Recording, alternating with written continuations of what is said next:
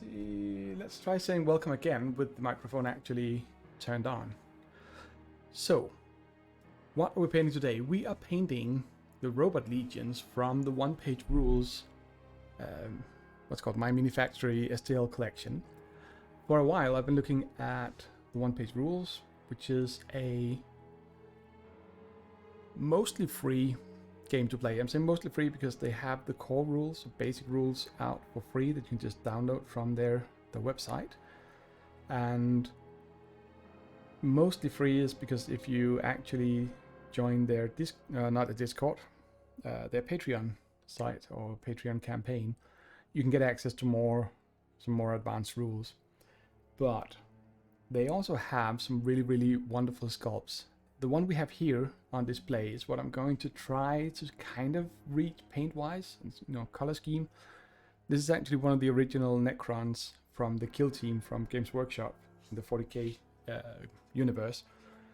However, the OPR, one-page rules, systems kind of competing against Warhammer 40k and the Kill Team line of games, as well as the fantasy and other skirmish games and war games like that.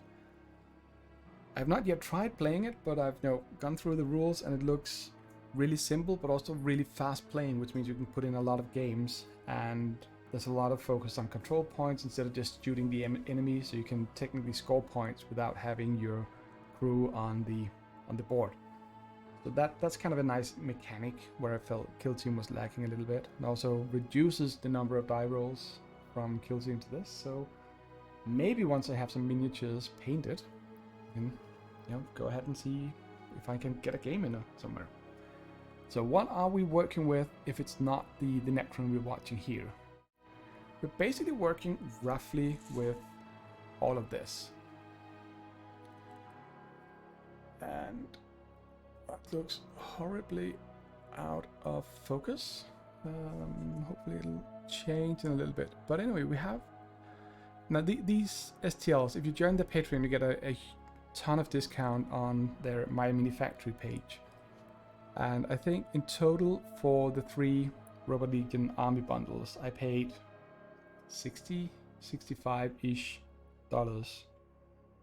And that's got way more miniatures that I'm ever going to be needing just for the skirmish version. But naturally, they've been clever enough to spread out the minis that are available for the skirmish game, which is kind of a smaller version of the full-blown army game. They've spread those minis out of all 3 bundles. So I have a ton of STLs that I probably never print because I don't plan on playing the large game.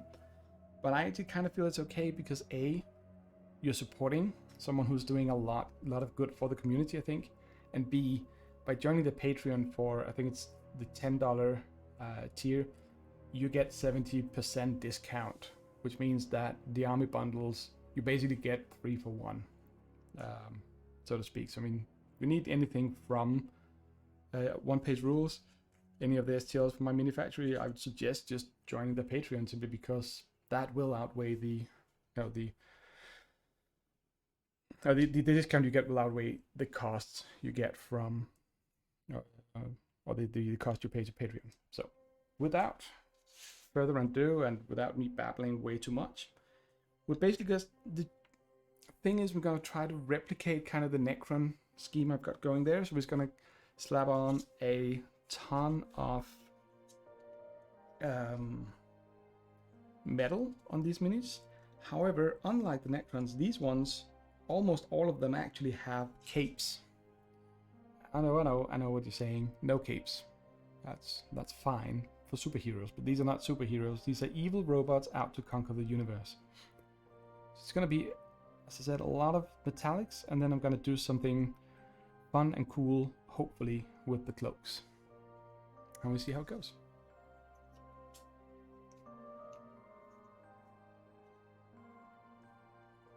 And if you're joining, feel free to chat away. Say hi to everyone. Say hi to yourself. Say hi to me. I'd appreciate that. And just come up with random things we can talk about. hopefully we'll have a fun evening. Also, it's been a while since I've been streaming, so let me know if the audio levels are completely off. I think we'll be starting with the robot spawn, or swarm, not spawn, simply to get me started on, something. And I think I need to just quickly scrape a little bit. I did kind of a bad job at priming these minis because I didn't have a lot of time the day I was doing it, which I should have known would just mean that I should have meant that I just postponed it to another day, but instead I just wanted to get it done, get it over with, so it's kind of imprecise.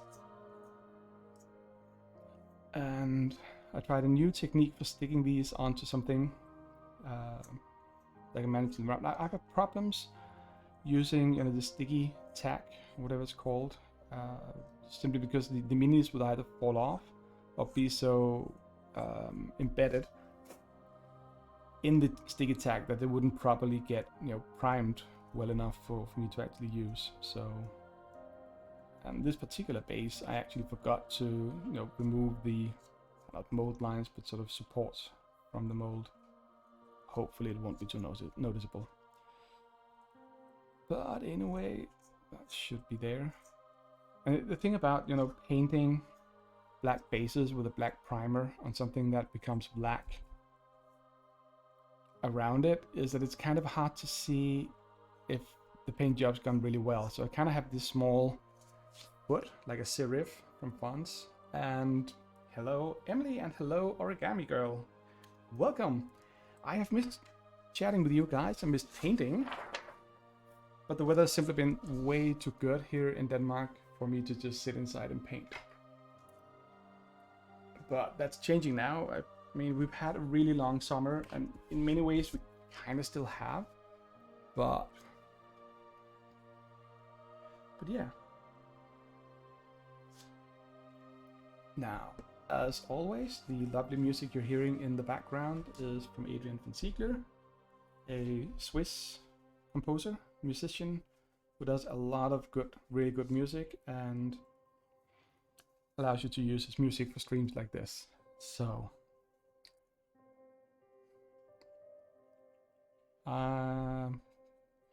considering a larger dry brush for this.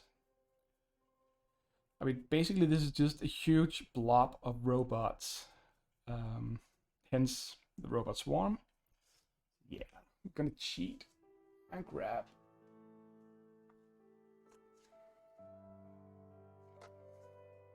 See, I got the Army Painters dry brush set, which are really nice. They kind of remind me a lot more about makeup brushes than some of the other dry brushes I've seen in the market, including Army Painters' old line of army or dry brushes that were sort of slanted a little bit, and at an angle.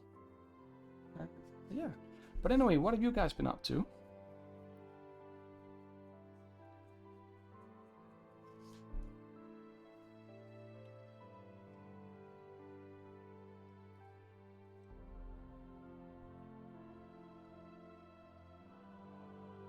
Yeah, it's a lot easier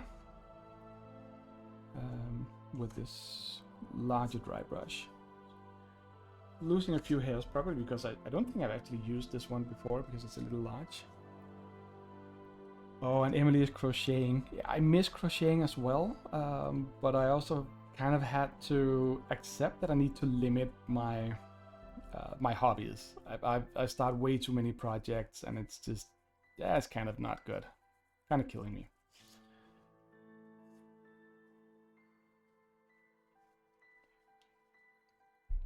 So, anyway, I mean, now that summer is gone, the weather is still good.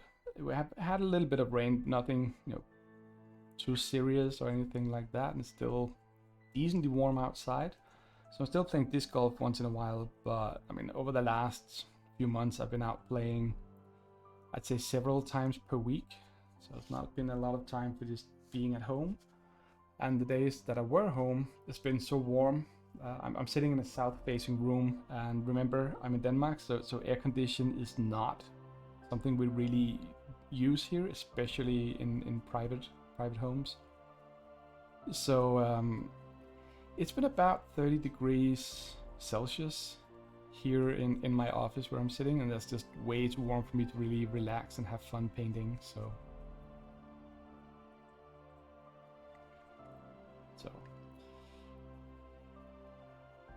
anyway, as for these models, it's just really quick dry brush, and that just works. And Graham says, well, though we might lose our house to a fire back in July. Oh, you thought you might lose. Oh, I'm so sorry. I'm really glad you didn't. And once your nephew was here for 3 days. That's cute. You've been streaming games. Yeah, I caught you on stream the other day, and that was fun. And that sounds like a crazy time, Ori. I hope your granddad gets better, and well, good luck to your sister. So I'm guessing that's your sister is also the mother of your nephew, unless you have other siblings. So your nephew is gonna have a younger brother or sister or something else.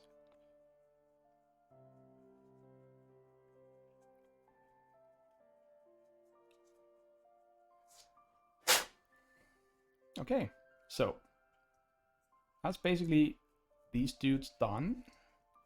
I've been thinking about what to do with the bases for these, because on the one hand, I'd like to use them sort of in the same configuration as the mini over there on the other side, the Necron I'm showing. However, I found out that the base sizes for these minis are different from the Necrons. I mean, One Page Rules, which is the system I've been talking about, it's called Grimdark Future. Their line of sort of 40k equivalent games and models. They kind of claim that they're base size agnostic, so you can just use whichever base size you prefer. However, I kind of think that it makes sense to also look at the models and see how large they are compared to the sculpts and all that. I have to show what I'm talking about is this is another of the original Necrons, and this is kind of your standard rank and file robot. Now, if we were to place those on a larger base, just checking sizes here, we need to go up a size. Sorry, I'm messing around with the models here, and I don't feel, when I tried it out, I didn't feel like this model here, the small one, I didn't really feel it could fit nicely onto a 30mm base, which the Necron is on. So I probably won't be using them with the Necrons, because that's gonna mess up the scale, or at least I think it's gonna do. So I'm open to suggestions.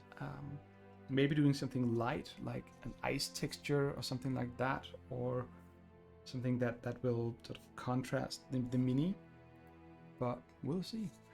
And Oris says, oh, one from your sister and one from your husband's sisters. Okay. Oh, I'm so sorry to hear that. That's tough. Yeah.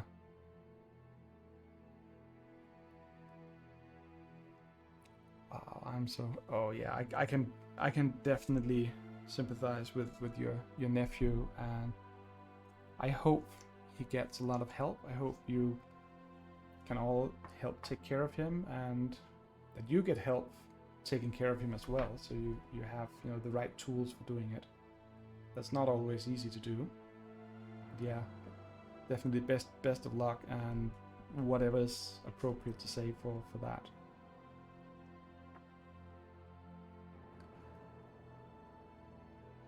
Yeah, I think that's good. Just being there for him, showing him that someone loves him and someone's there for him. That's sounds really good. Now, meantime, I'm trying to compensate for me being stupid and not preparing my web palette before streaming, because a while back when I started painting just a little bit, I realized that my web palette had gone moldy. So I chucked out the old sponge and I'm trying to get a new one going. And that's not going well. It takes forever to soak in the water because it's new and it's hard and so on. Yeah. Oh yeah, and of course if he's living with your granddad, it makes sense that you took him for a few days. Your grandpa could focus on the heart surgery. Yeah, you've really been through a lot, all of you over there.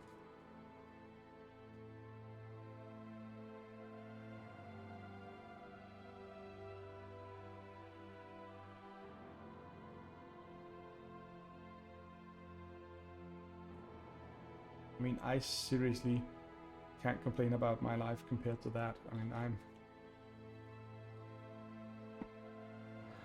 Oh, yeah, so his dad's dad. Yeah. Gotcha. See, I've never been good at, what's it called, sort of identifying family relations and remembering them. It's terrible when watching, TV shows or reading books or something like that, because I kind of can't do the whole family tree in my head that other people can. So it's as I sometimes say, it's my tabloid gene is not very well working. As in, keeping track of those kind of informations is just not really something I can do.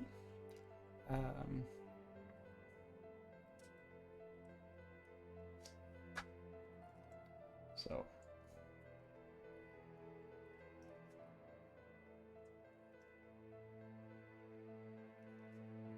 Yeah. And yeah, teenagers. My own nephew is becoming a teenager in about 2 weeks. Just shy of 2 weeks from now. It's gonna be interesting to see where that is going. I mean, he's basically a good kid. But over the past year I've been able to see, some of the signs or whatever you want to call it, that he's growing fast. He's very tall, and I'm guessing he's going to be even taller within the next couple of years. So there's a lot of growth spurt going on as well. Can be painful for sleeping. And oh, and Emily, if your daughter learned that at 22, she's doing so much better than at least some people I've known throughout my life. Yeah, exactly. She realized it.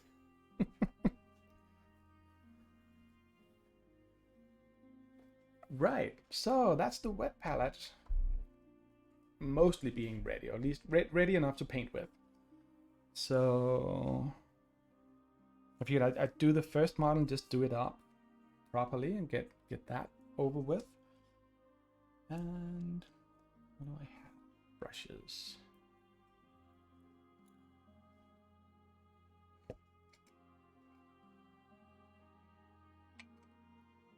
I also don't have clean water for my brushes. That's super awkward, but hey, who cares?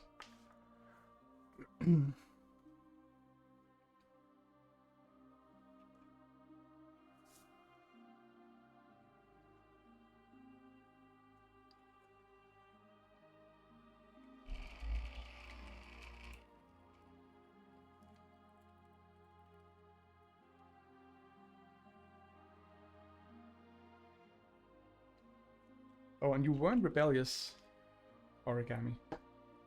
Well, that's interesting. I mean, I don't know if I was or not. I mean, something kind of find it hard to sort of judge that, looking back. I also don't think I was, but then again, I think maybe I tried to be, but it didn't really work, because all my parents ever really seemed to care about was if I got good grades at school. So growing my hair long and listening to metal music and wearing band t-shirts, stuff like that, didn't matter to them because my grades were still fine. So it's kind of hard to really figure out if I did sort of have a rebellious teenage phase that just fizzled out or not. I don't know. Your family history is complicated. Yeah, they tend to be.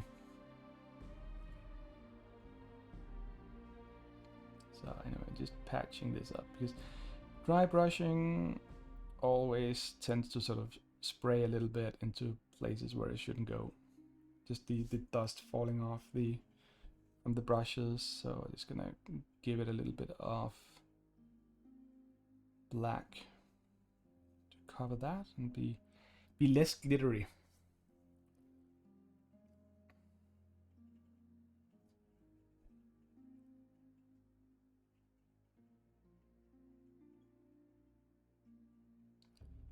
And again here I'm using the Army Painter airbrush paints for the black on the base here, which you can't see because my hand gets in the way.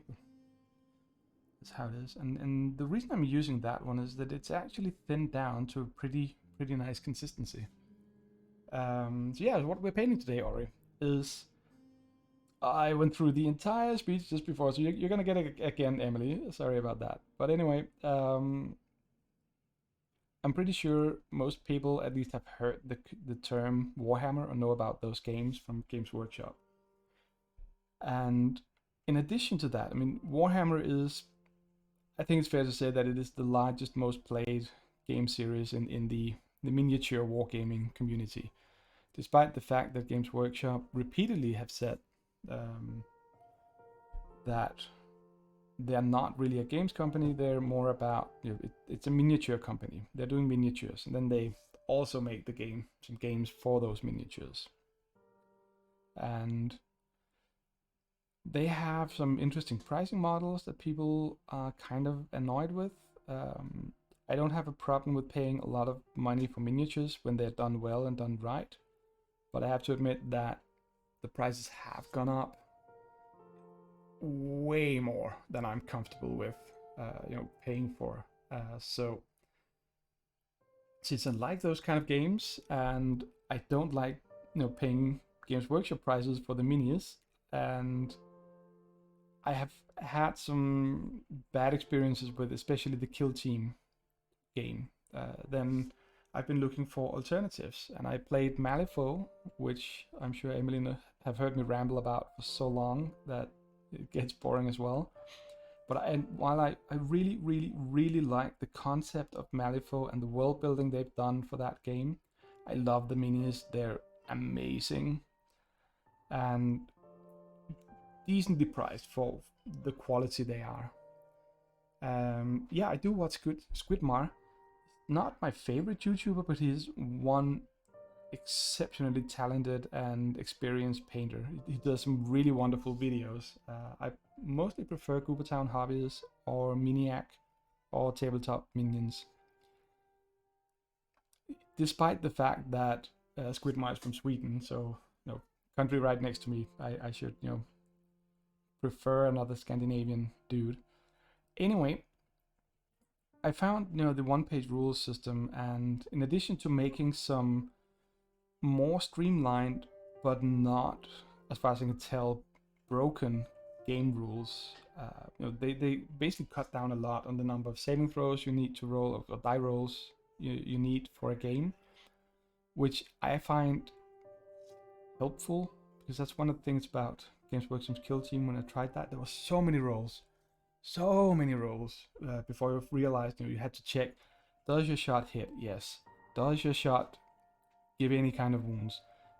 Is resistance happening? The armor save resistances, more resistances, and then you check if the model is wounded. I think it was something along the lines of 5 rolls you had to make for each individual shot before you actually knew if it went through.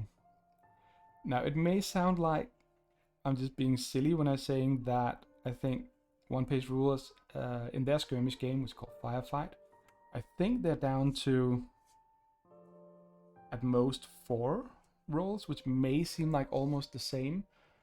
But imagine having 6 or 8 miniatures on each side, and each of them is shooting, and then you save 1 roll on each model, which means that you just actually save about 6 or 7 rolls per game turn for each side. Then that all of a sudden becomes a lot, because it's not only about rolling the dice, it's just also about interpreting the result, checking a table, or at least doing some simple addition of modifiers or whatever. So it's a few seconds times 6 or 8. That's a lot. And it's also easier to remember when there's fewer steps to take. Yeah, Ninjan, for some reason I don't watch him. I have absolutely no reason not to. The videos I have seen were really good, but I think it's probably just because I'm kind of saturated with mini channels, mini painting channels that I keep an eye on.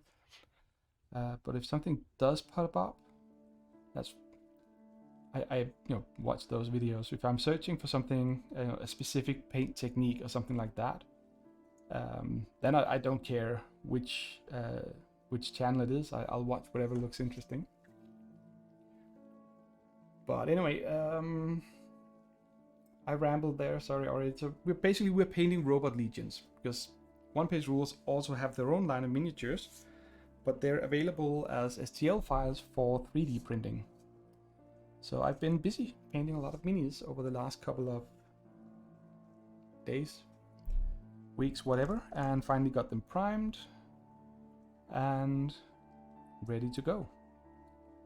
So I'm thinking red eyes for robots. I mean, robots trying to conquer the world. Gotta go red.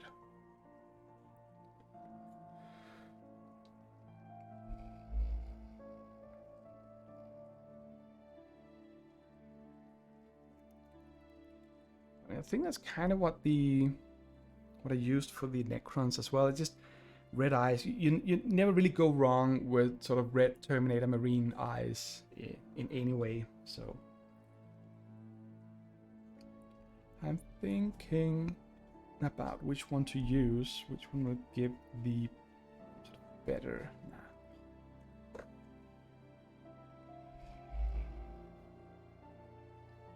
Yeah. Anyway, as also mentioned earlier, One Page Rules. If you do plan on buying some of their minis, I definitely recommend supporting them on Patreon.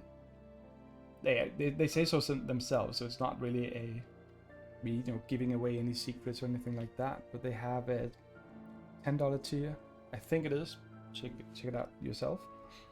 But a $10 tier where you get 70% discount on their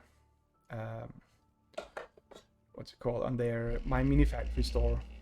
Since a bundle, I think all 3 bundles in total cost about $125, for the 3 Robot Legion bundles.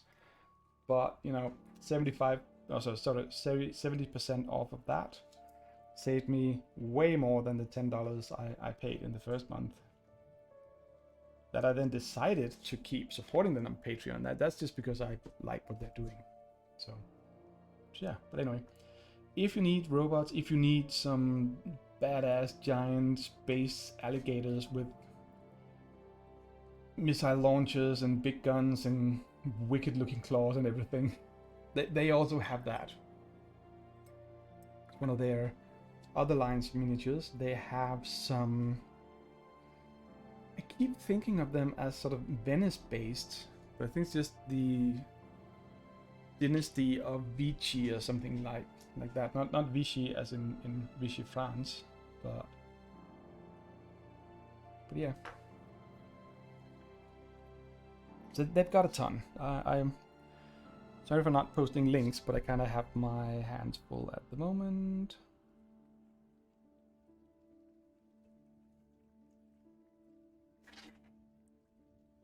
I also have a very playful cat behind me, so if something falls over and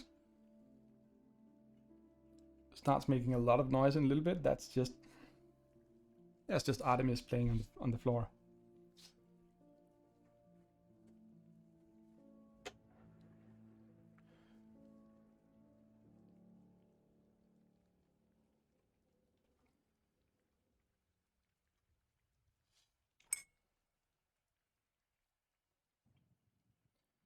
So in other news, I just came back from a board gaming weekend at a friend's place. That's his way of celebrating his birthday, is to invite people to a mini con. So we were about, I think, 12 people and played some different games. It was really, really fun. I tried Blood in the Clock Tower for the first time, and I have to say that is, without comparison, the best social deduction game I have tried in my life. So it's expensive. It has some kind of shiny components and so on, but the way they're doing it and the style of the game and the way it's done. I mean, the storyteller, the one who walks around telling people when they should close their eyes and so on, is way more engaged. So it's not just someone doing the kind of basic accounting of the game. It's someone who's actively sort of functioning like a games master and is expected to help balance out and makes decisions instead of just giving out facts. Whereas in something like Werewolf, the storyteller or judge or referee or whatever term they use, I can't remember, it's been years since I played it, but in that game, that person will strictly just walk around saying, okay, now everyone close your eyes, okay, all the werewolves open your eyes, and so on. There's no decision making. It's just reading from a script essentially.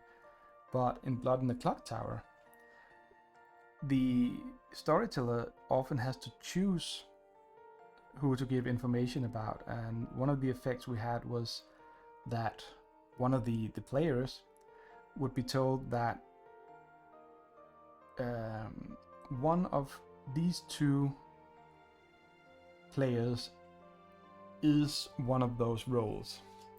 So they had to choose now, and that was usually, I think it's the bad guys you're being told. So you're being told one of these is a bad guy or whatever. But then the storyteller has to choose which players to point to. And it can be, one of them of course has to be one of the bad guys, but the other one can be the other bad guy, because it doesn't have to be exactly one. It's just that one of those two is a bad guy. Or whatever, effects like that, where the storyteller can help sort of shape the game and balance out. So if someone starts going really aggressive on something, it is actually possible to sort of modify and help keep the game running for as long as possible, so you don't get one of these, oh, well, we accidentally hung all the werewolves in the first 3 turns, so we win the game. While it's always fun to win a game, it's not always fun to win it by just being randomly lucky, if you know what I mean.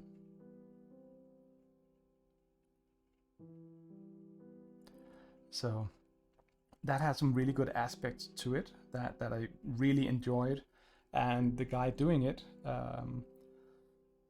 is really good at taking on that role and help run the game really smoothly, and keeping the pace up, giving the right kind of information out. There's also another thing I really liked about it, is that one of the roles you can get is that you are the village drunk. That means that whatever information you get may not be correct. However, if you're the drunk, you don't know it. You think you're one of the other roles.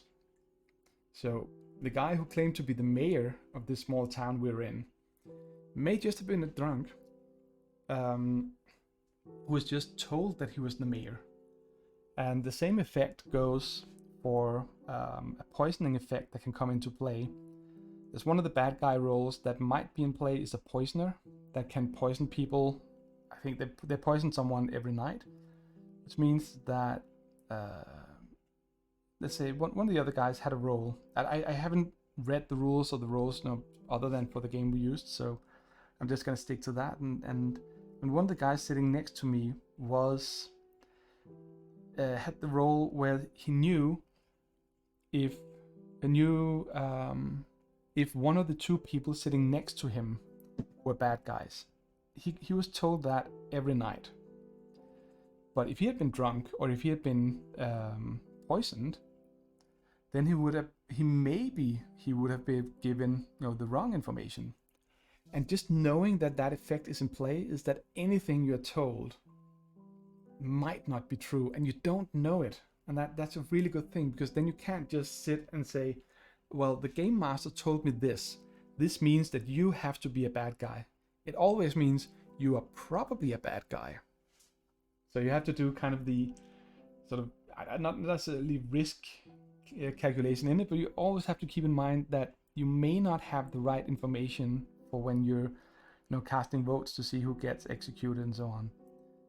But I am pleased to say that I was one of the 2 bad guys. We were a group of 8.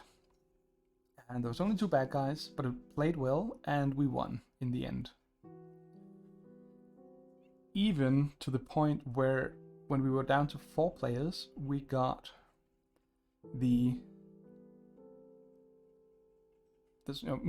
and the other bad guy, and the mayor of the town, who had some special effect powers if only 3 people were remaining. And somehow we managed to get the other good guy to put the mayor up for a vote. Which meant that the guy putting him up for a vote did not trust the guy who was actually the mayor. So naturally he voted for him, and so did I, and so did the other bad guy, and that's where we won. So yeah, that was it played really, really well, but it also played at a pace where I think it took us somewhere between an hour and an hour and a half at most to run through this, which meant that it played fast. It didn't sort of get bogged down. There wasn't sort of a long middle game where it's just random accusations and people dying without any kind of progress in the game. And it also has another really, really nice mechanic for that kind of thing, in that I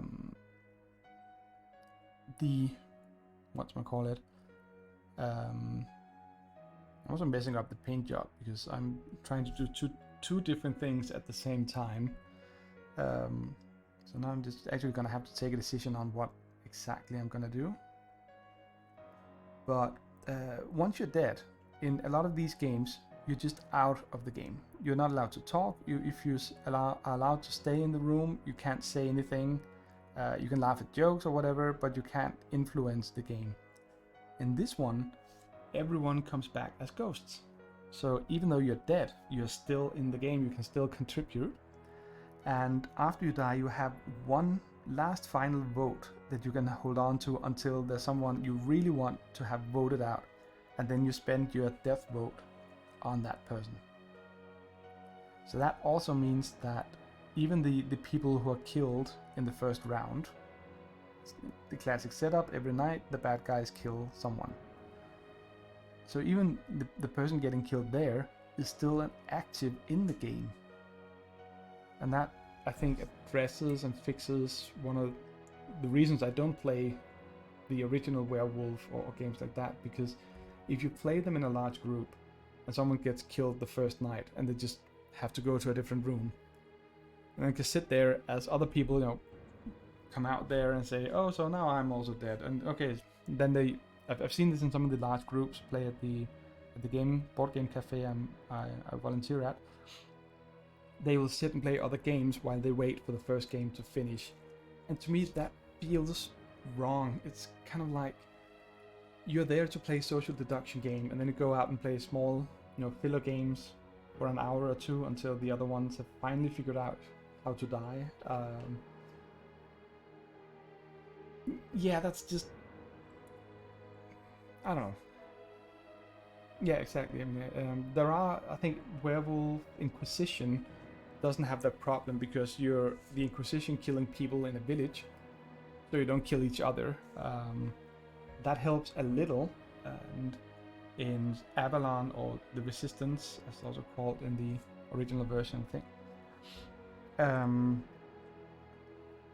It also doesn't really have the same problem because you don't kill people, you just vote against them if you don't like them, and then they don't get to make choices in game. So that helps a lot for that, to avoid player elimination. But Blood in the Clock Tower actually does kind of have player elimination, but it does it so, well, it has player deaths, or character death if you want to be nitty-picky about it. The players don't die, obviously, but they're still, you know, relevant to the game. They're still engaged in the game. They don't have to go out and do something else, and that really, really helps.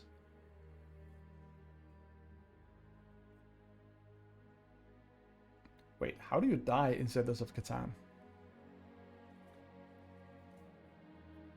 I'm not trying to defend it because I'm not a big fan. I used to play it a lot back in the 90s, but it's just they're just to me they're just games that are more fun than Catan. But I didn't know, don't remember actually, you know, being able to die in it. You can go far behind and not have a chance at winning. But anyway.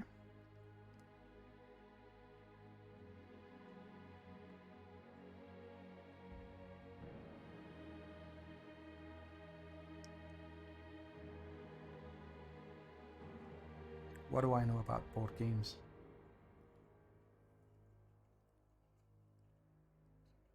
Yeah, I mean, the running out of supplies, and especially with Catan, if you don't get, you know, the right rolls, you don't get any resources, you just, maybe you're technically speaking still in the game, but you just get so far behind that you have no chance at all of winning or even just doing it, making a difference. So, yeah.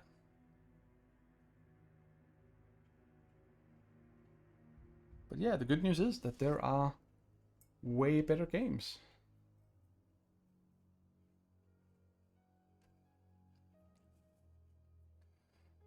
Exactly. I mean, then I prefer something like maybe, I don't know, Castle of Burgundy.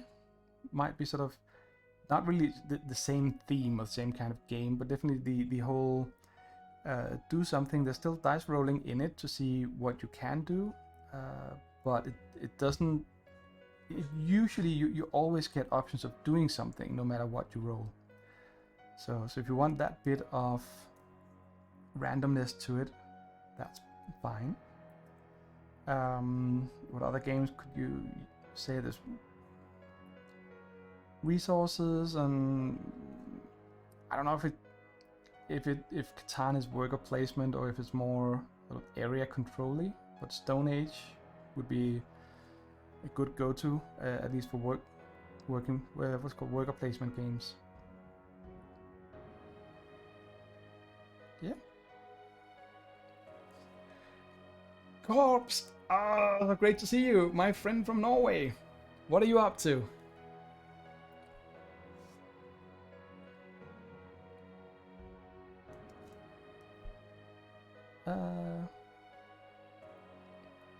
Yeah, Corpse, today we're painting Robot Legions from the one-page rules Wargaming miniature series. And they're basically a bunch of nasty, wicked robots out to enslave the entire universe. Maybe not the entire universe, but at least the galaxy. That's where they're starting. You know, gotta set realistic goals for yourself.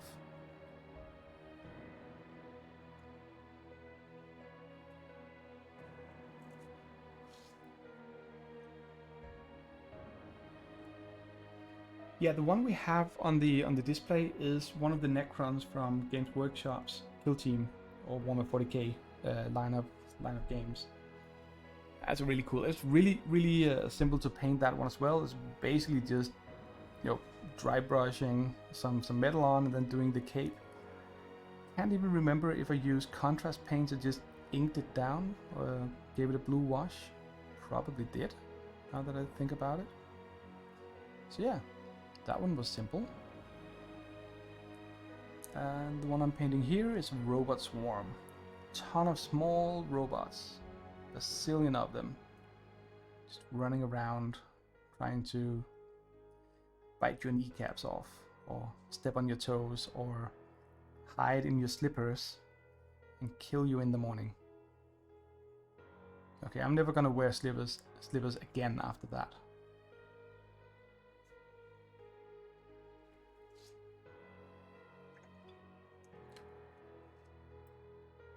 And yeah, I may actually be back to streaming on a weekly basis.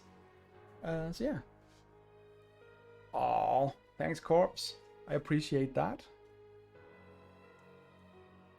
I'm glad to be helpful. I mean, when people are running around working, if they can get something good out of my voice in the background and a little bit of music, and so on, that's just wonderful. So yeah, what are you up to these days?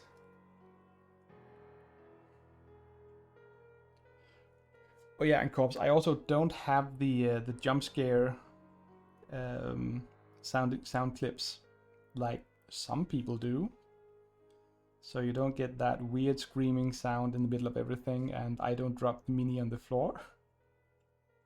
Which is good, because what I've really learned over the last year is that 3D painted minis tend to be really, really brittle. It doesn't take a lot to, break off a leg. Actually, one of these robots we're painting here, I broke off his leg trying to remove him from the double-sided tape I had on the when I was priming it. I just put them down on some double-sided tape, and when I took it off, even though I was careful, I broke one of the legs on one of the robots. And for some reason, the super glue I have is terrible for gluing resin on resin directly. Sometimes it just works like a charm, like it should, takes a few seconds, but other times it just won't. And you can sit there holding it for 5-10 minutes, and this is the kind of like 2 seconds and your fingers are glued together kind of super glue. So that's really annoying. Anyway, robot swarm done. Red eyes kinda show up. So hey, Corpse is working. Oh, I'm sorry to hear about mental health. Oh yeah, sorry to hear that. I hope you get a lot of help. I hope you get better. Yeah. Oh, what? No, Corpse. Thank you. Thank you so much. You're the best. Yeah, thanks for sharing as well. I mean, I'm a big fan of people talking openly about those things, because bottling it up is not gonna help at all. And Corpse just gifted 5 subs to all the lovely people here. Thank you so much. I really appreciate that.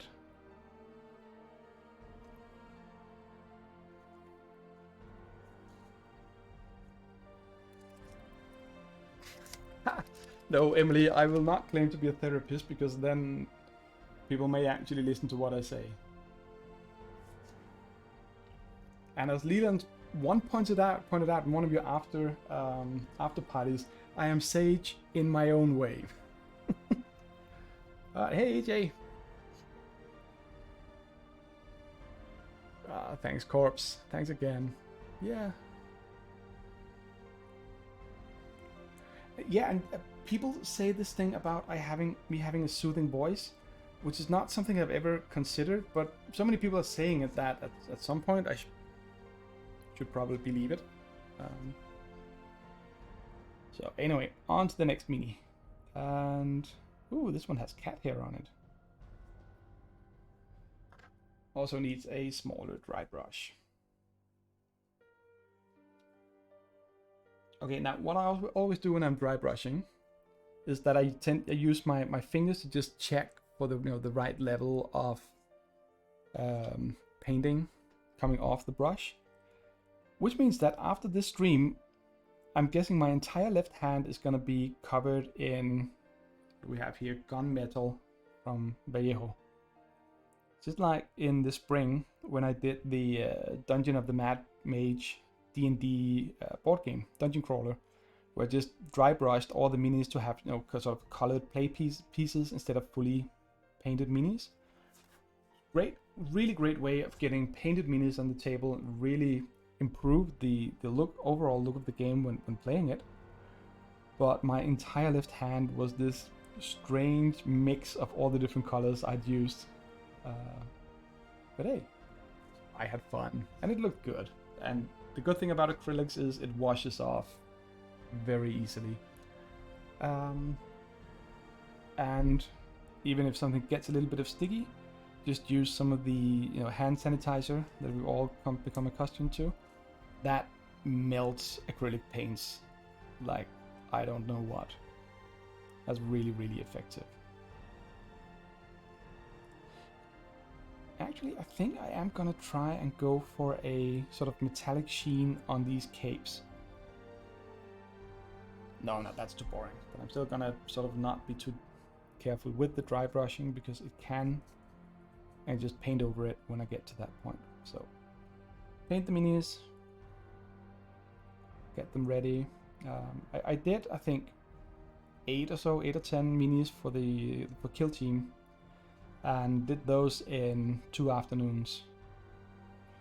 So we should be able to at least get somewhere tonight. I messed up the robot swarm with the eyes. That cost some time, but it is what it is.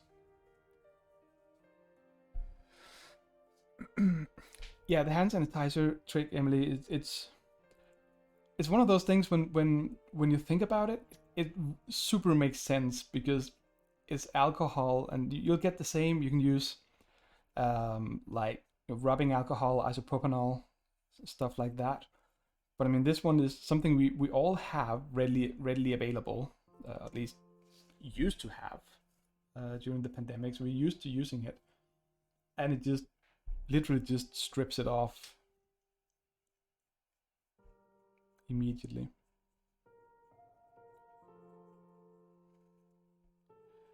Now, one thing I'm going to do once I've dry brushed a bunch of these, gotten some metal on them, is that I'm gonna be finally really using my fluorescent green paint that I've used a little bit on test minis, but never on an actual mini. And I think that's gonna be super cool for highlighting, not highlighting as such, but effects on these ones here, because they're gonna be pretty dark.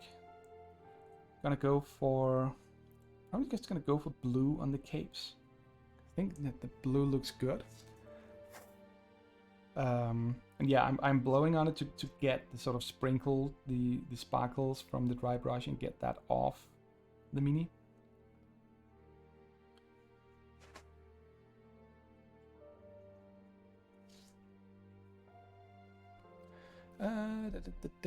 Or you try dry brushing one of your wands, or it does some really awesome sort of magic wands, homemade magic wands. They're really cool. And with the normal, yeah. As bit too much paint is classic. You might actually get splotches on some places instead of just getting just the ridges and raised areas covered. But sometimes, I mean, even that is just gonna still be, there's still gonna be some variation to it, so it can give a really great effect. And there's always, as always with painting and creative things like this, there's no sort of right or wrong way to do it. It's just about doing it.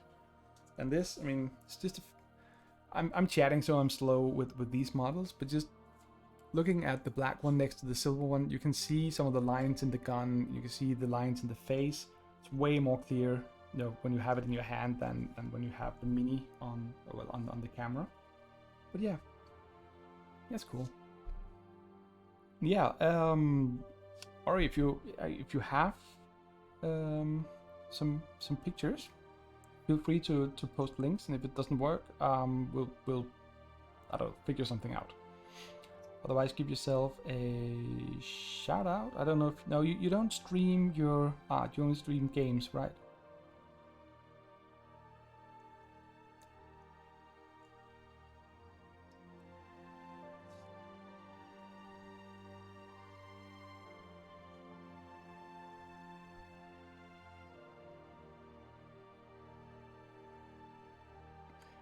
Yeah, but or as far as I recall, you're in the States, as Emily. So me muling them over don't make a lot of sense, I think. And yes, Ori does some wonderful origami as well.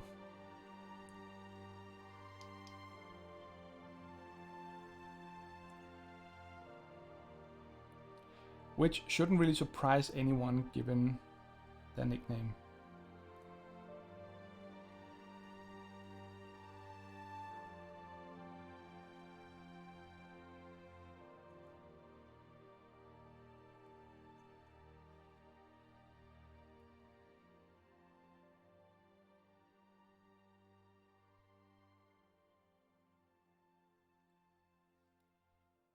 Emily, whatever happened to you and John streaming board games? I've either completely missed out on them or somehow gotten my notifications messed up. Do you still do that on Sundays?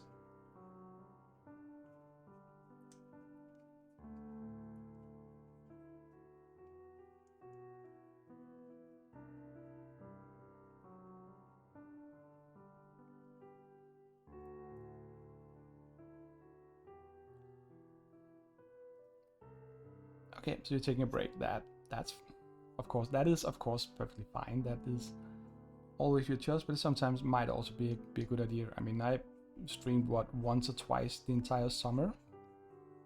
So, oh, speaking of summer and summer being open, it's not really game related, but I've actually started looking for jobs again. So those who don't know or have forgotten, which is okay because I mean you can't remember everything. But after I stopped my last job, I decided to just take a voluntary break from work and stress and all those things. So for just over 6 months now, I have been voluntarily unemployed and have been enjoying it so much.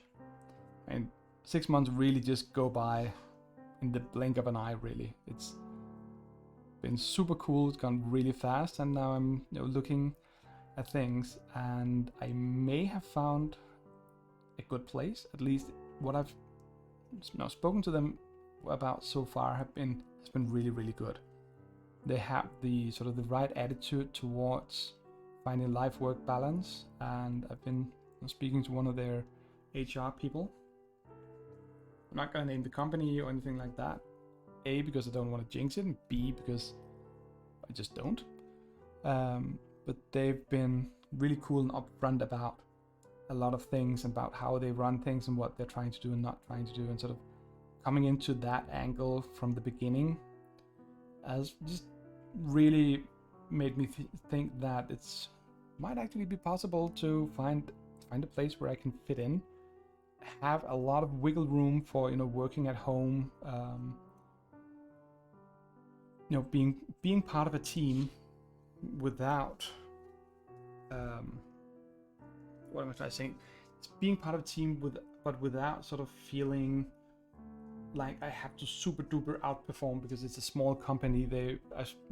I have a kind of weird technical background in that I've mostly been doing very old technologies, so I'm not up to speed with all the new one. But they seem to be perfectly fine with that because they're more about finding people who want to do these things. And then the details, you can always learn the details. You don't necessarily have to know all of it from the beginning, as long as you have like a good foundation, which I have, man. Engineering studies and 20 years of work experience. I mean, you pick up some stuff in 20 years.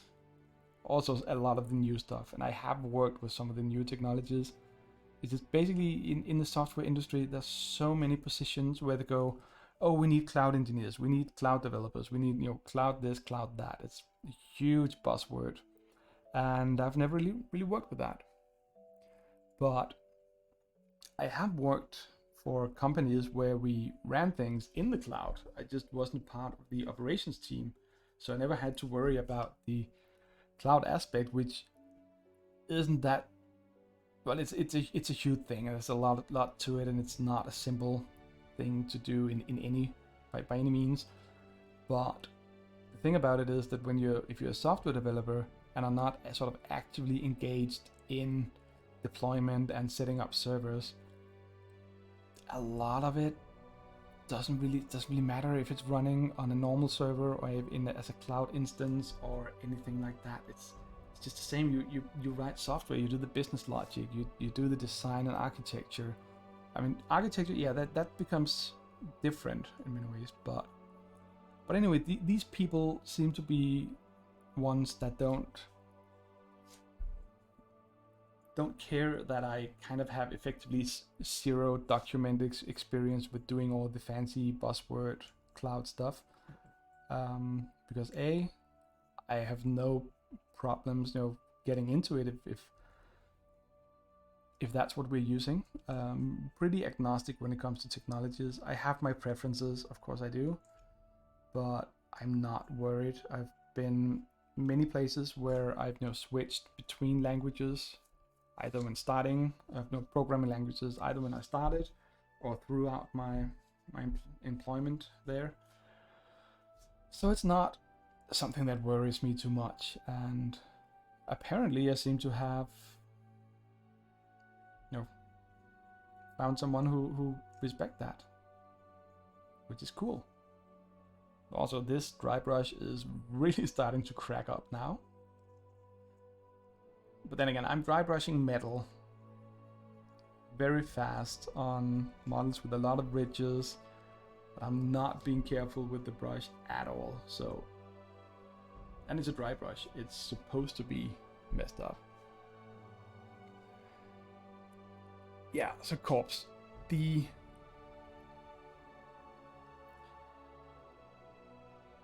My favorite language, and for people who know a little bit about this, please sit down before you collapse and have a heart attack. My favorite language is actually plain old C. It is so terrible for so many things. But there's something about the way it's done, and the things I've been programming in C have always been sort of very algorithmic. That's a word. A lot of algorithms and data structures and stuff like that. It's not been high-end, super cool. Teresa's gone missing. And that C is a really sort of low level. It's technically it's a high level programming language, but it's compared to a lot of the others, it's very low level, which means you get to do a lot of stuff yourself. And I like that process. I mean, that's kind of where I grew up, and C is just also still actually a very useful tool to know. If you're ever going into like embedded programming for the Arduinos and stuff like that, I mean, there are C++ compilers for Arduino, but it's not an effective hardware platform to run high level languages on, because it's so restricted in terms of memory and processing power. So yeah, it's plain old C was my favorite choice, always have been. And if I look at my CV, I actually have about 10 years of solid experience in plain C over 20 years. I used to do games for set-top boxes, the satellite receivers. We used to do them in C because the interface, the API we used for actually programming and controlling the set-top boxes, they only supported C because it wasn't really sort of a mature platform. It was not a full computer. It was just meant to doing electronic EPGs, I think wasn't that the term? Electronic programming guide. For the satellite receivers, you can see which program runs when and stuff like that. And then someone find out that if you have something that, as always, if you have something that can do sounds and move graphics around on the screen, then you can make computer games. So they did, but they were forced to use C because that's the only way they could interface with the set-top box. So yeah, so there you have it. That was 4 years of my life. That was absolutely smashing fun. I had some of the best co-workers I've ever worked with. Was from there. It's also where I went down with stress the first time, because I didn't know how to say no to tasks, so I ended up piling way too much on my plate. And sadly, the management at the time felt that it was a good thing to have employees who did so much, because you could just give them more and they would do it, and you can give them more and they would also do that, and then that's yeah, eventually one day I just didn't come into work for 6 hours or 6 weeks, and then started on half time. But by then I actually just before I went down with stress, I gotten one of the best bosses I've ever had. So the kind of boss who leads by example, and who is, even though he did have a technical background, he this when he decided that he wanted to be a leader and manager and stuff like that, he actually learned how to be a good manager. It wasn't just kind of what I've seen other places where, oh, you're a good technician, you must be good at leading other technicians. Just that rarely seems to work well, in my experience. Some can do, some have a natural knack for it. But actually going into the whole sort of embracing that is a completely different skill set you need. So this particular manager was really good, and he gave me a lot of assistance and a lot of help and support throughout that period, which was absolutely key to me recovering, or at least recovering enough to start functioning again. That was really, really good. So yeah. But anyway, that was a long time ago. That was like 15 years ago now. So yeah. So that was a trip down memory lane. So what else do we have? Well, playing D&D tomorrow with some friends, and I'll be introducing a new character because my semi-insane Celas Vengeance Paladin is all fighting devils in the north somewhere. Those who know the Greyhawk setting, I can say that EOS is beginning to move south, and the order my paladin is from is kind of on the border between the EOS lands and the rest of the world, so they're kind of one of the lines of defense there up in the Vespe forest. And hey, they're having fun. They get to kill a ton of EOS followers. EOS is a demon demigod.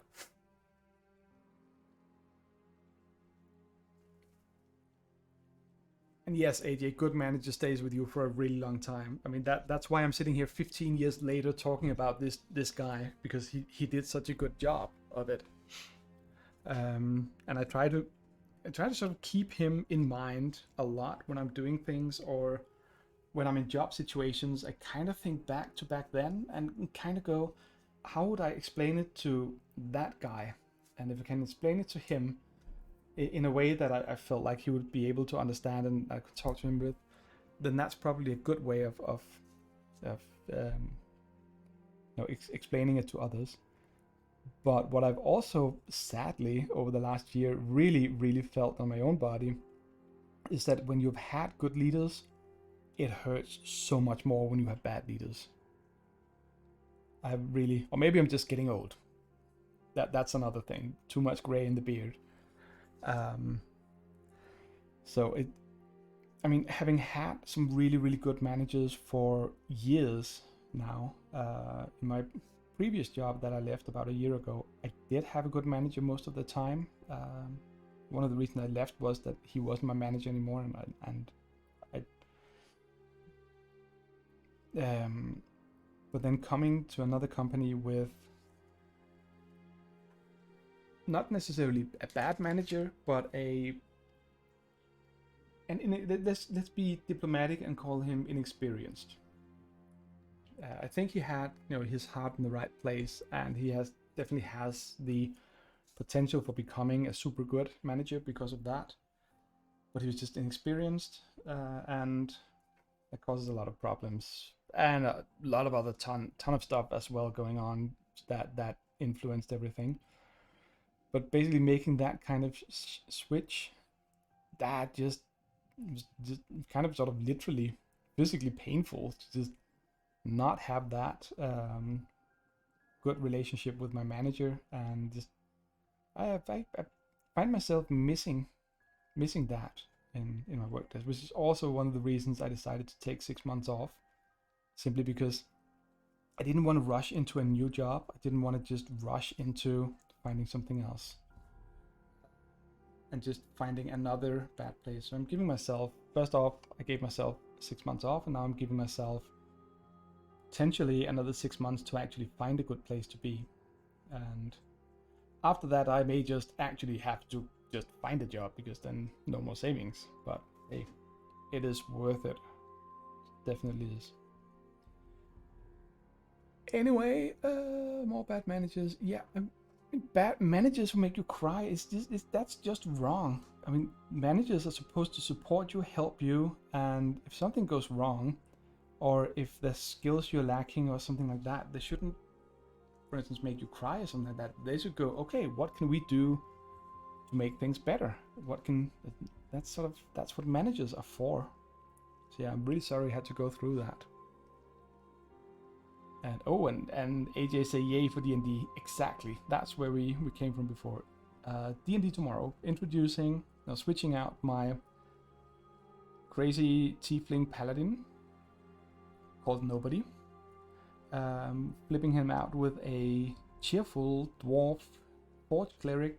It was basically gonna be a non-grumpy dwarf, just having fun and just going with the flow, but still being fully sort of given to Moradin, which is the dwarven god of smithing and maybe mining, can't remember. Definitely smithing. So that's what he's doing.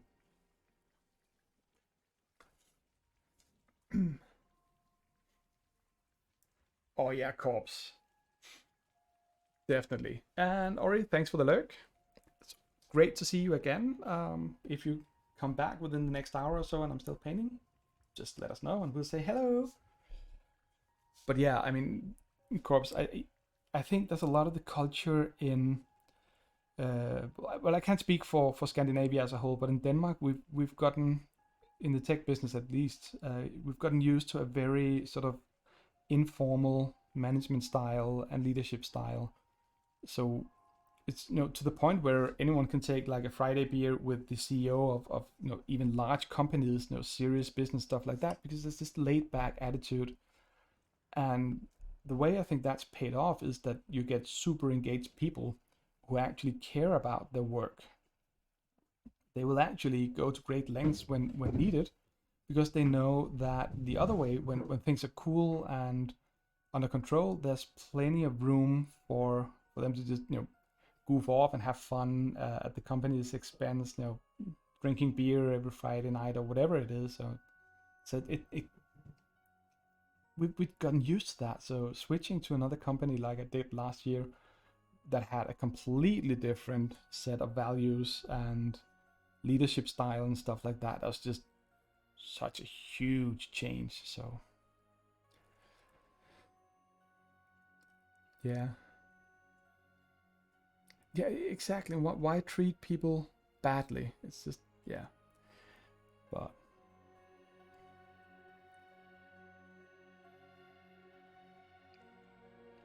okay, and I can definitely see these minis need some color on it, because the metal thing, as cool as it looks, is just boring.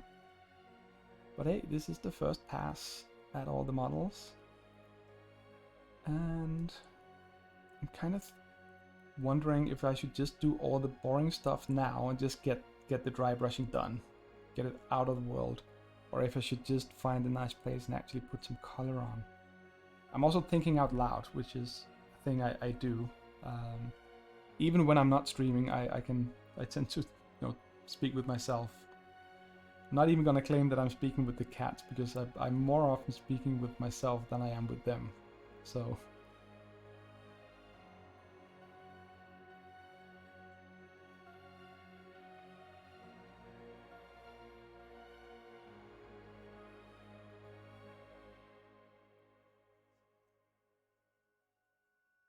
oh yeah, corpse, that thing is, when you have to tell your manager how to be a manager, that's when you know that things are bad.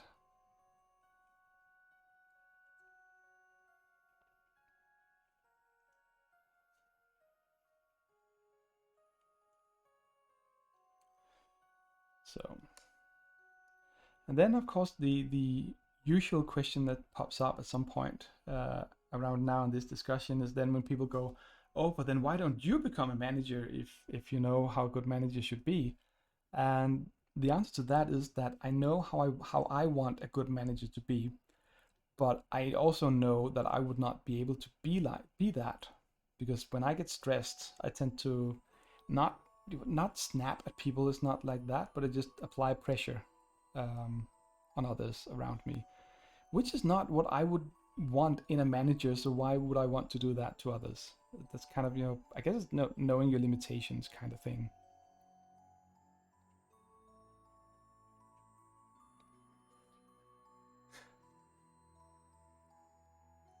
Yeah, you also don't want to be a manager.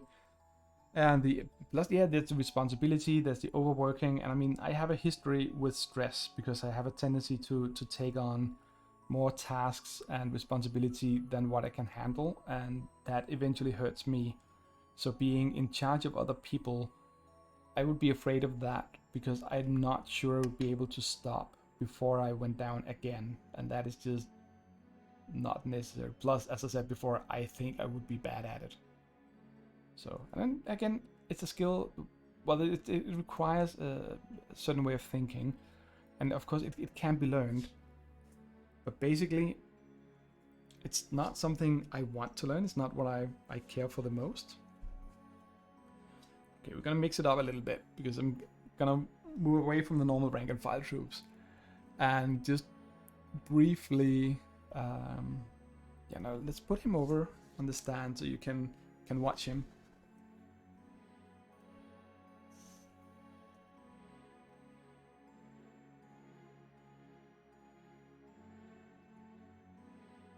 Okay, it's really, really dark. A little bit more light. But I mean, the robot that's now on the rotating stand. Let's get him up here. I mean, just look at the details in that mini and how vicious it looks, as well as how thin all the different parts are. And this is a 3D printed mini that I printed at home at a consumer level printer. I am so blown back by what they can do, what's possible these days. It's just amazing. Yes, absolutely awesome.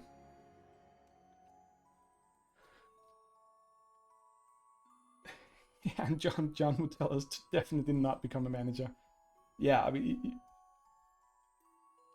I have heard a few stories from him that led me to believe that, yeah, it's I think I've made the right life choice in not becoming a manager. Plus, again, I mean, I love coding. It's what I do. It's what I love to do. It's part of. I think it's kind of part of who I am. Have been since I learned programming when I was 6 years old. That's when I made my first initial programs on one of the small computers you attach to the TV. It's like the Commodore 64, but the one we had at my home was actually a Texas Instruments TI-99.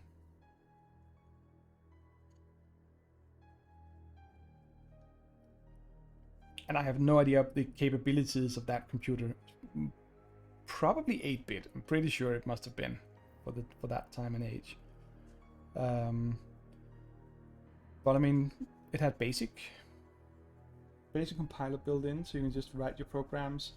You could even save them on tapes, just regular old audio tape. You could save your stuff there, and oh, it's horrible. Wait, just a baby? Am I just a baby, or because my first computer was a TI-99? Yeah, but I'm young. Emily, remember that I'm only 45.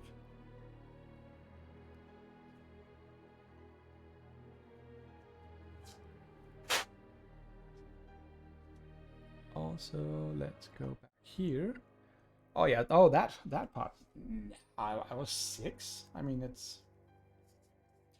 mean, 6 years old today, and I just spent my weekend down south with my sort of bonus niece, some good friend's daughter, and I mean, the things she can do. I don't know if she started programming yet, but that's not really the point for some specifics like that. It's just the way she talks about her Xbox or but their Xbox, PlayStation, whatever. The things she understands and grasps from that world. It's just she just does these things. So she's just grown up with them, so she's used to it. And I haven't really been keeping up with those things, so I don't know what half the things are anyway. But she does. So I mean, kids will pick up these things like crazy.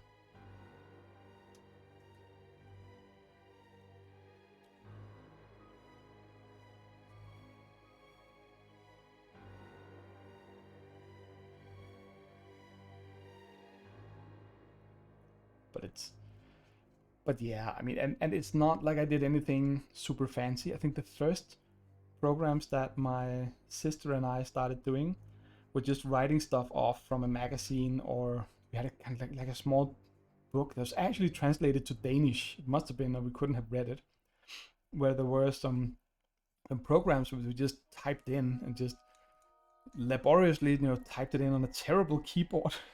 We had to, oh my god, the keyboards on those machines were so horrible. They were not. I know they were called, the Commodore line was called a business computer, and they were used for that. But I mean, on the Commodore 64, you had not 4 arrow keys from your up, down, left, right. You had 2 arrow keys. One of them was both up and down. You had to press down Shift to get whichever one was default. Can't remember. And the other one was left, right, again with the Shift. So navigating around in a document or something like that required you to press down combinations of keys instead of just one key, which is bonkers when you think about it, and it's not something you've really seen since on other platforms. But yeah, that's fun. No, so we'd be typing in all these small computer programs, but we'd also edit them a little bit, change the texts or some numbers if there's a small game with it, or a small effect that was just transitioning text, or whatever it was. We'd just be, mixing it up a little bit, or using different numbers for something just to see what it did, experimenting with it. But what I think I got the most, the most I got out of it, the most important thing I got out of it was to kind of think in programming terms, learning how a program is executed. Not all the nitty-gritty details about compilers and stuff like that, but just thinking about sequentially running commands and how those commands can then share some information, and that information can be used in different parts. So you can do something over in this part here that will modify something, and you can do something else over here that modifies something else, and then once all of that is done, you have the right result or whatever. So that kind of thinking in those terms and that mindset was just something I learned really when I was really young. And yeah, so these ones here are the miniature. We're back to the miniatures. This is a tri-scorpion. As you can see, it has a huge mechanical scorpion stinger at the back and 3 legs that it's bouncing around on. So yeah, nasty looking critters, or robots, whatever you call them.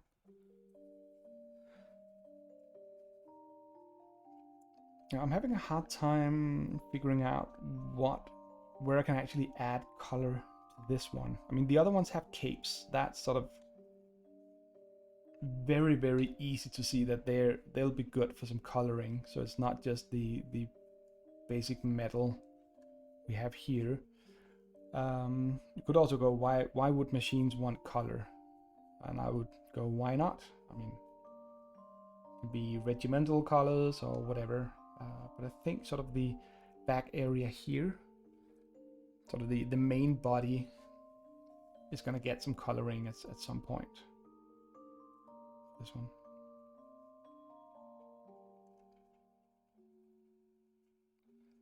So yeah.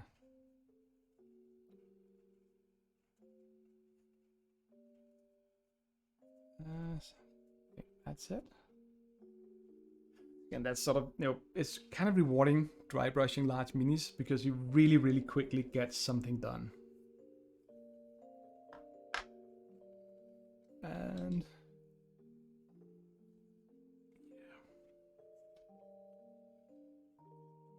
we have this dude here. And he's got huge axe or whatever, probably some kind of electric blade or something like that. I'm not that deep into the lore, and I don't actually think they have a lot of lore or one-page rules. They basically just have the name of the faction, like the Robot Legion, a brief description that these are terrible robots out to kill everyone, whatever. But I mean, that in many ways that's cool. I mean, the lore of 140k is, I think it's amazing. It's really, really cool world they've built, and they've done a ton of work into the lore. But for me, this is about painting minis and playing a game, and I can do that without reading through hundreds of pages of lore. I can just read other things instead. But yeah, so I'm thinking back. I sidetracked myself away from D&D again. So anyway, the Forge Cleric I'll be playing. It's gonna be fun to see how that one works in practice. It's been a long time since I've played clerics, and it's been even longer, I think, since I've really sort of, for any long-term thing, played a dwarf. So we'll see how I manage that.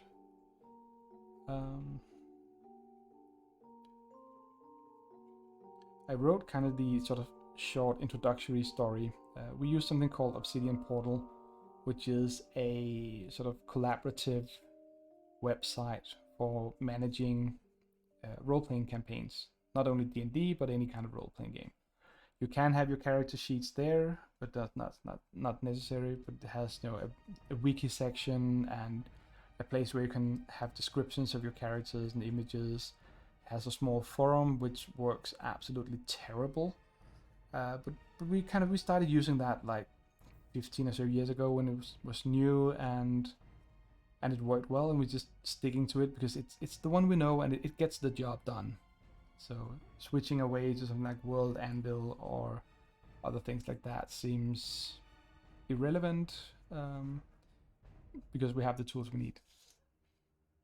So, but what we are doing there is we frequently will post small stories and kind of keep the role playing going between game sessions. So we tend to just post what are we doing if we have a little bit of downtime, or if we're at a safe spot, so we're not kind of in the middle or in between two close fights.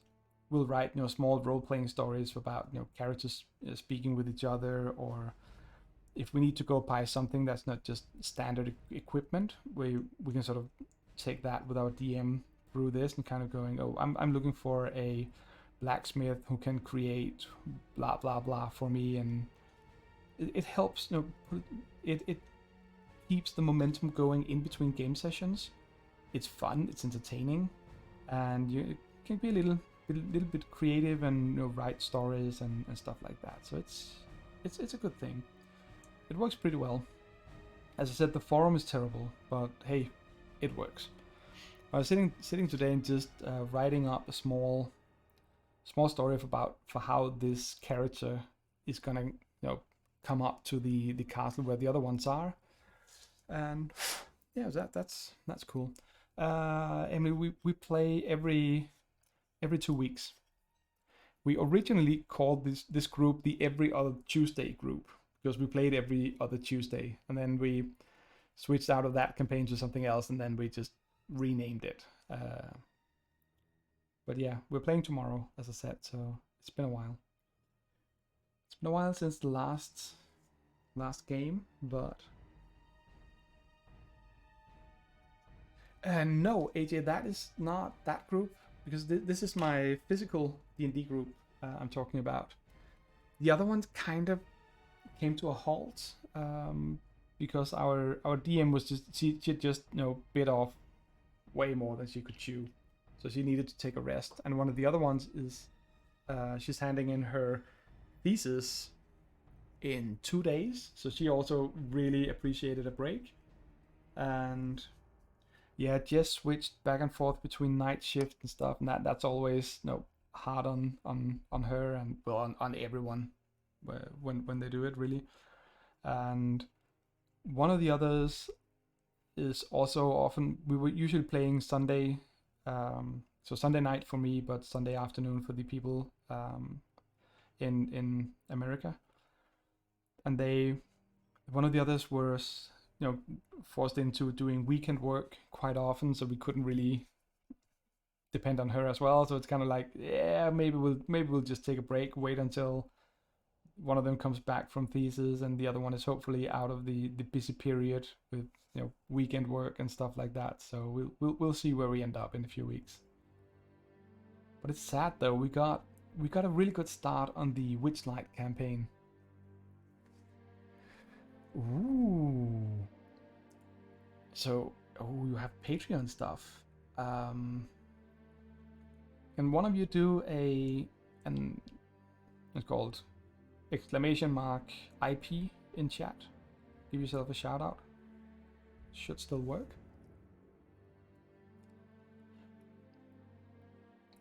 And AJ, and it didn't work. Well, that's what I get for not streaming for such a long time. It's kind of odd though, but anyway. Anyway, the Incorrigible Party, which is what we're referencing here, which basically all of you know, since you're the one, M and AJ are in the Incorrigible Party. But basically, AJ, you should be a DM again soon.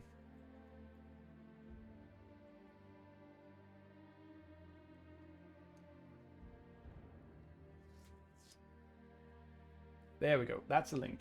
If anyone needs the link for the Incorrigible Party, it is incorrigibleparty.com.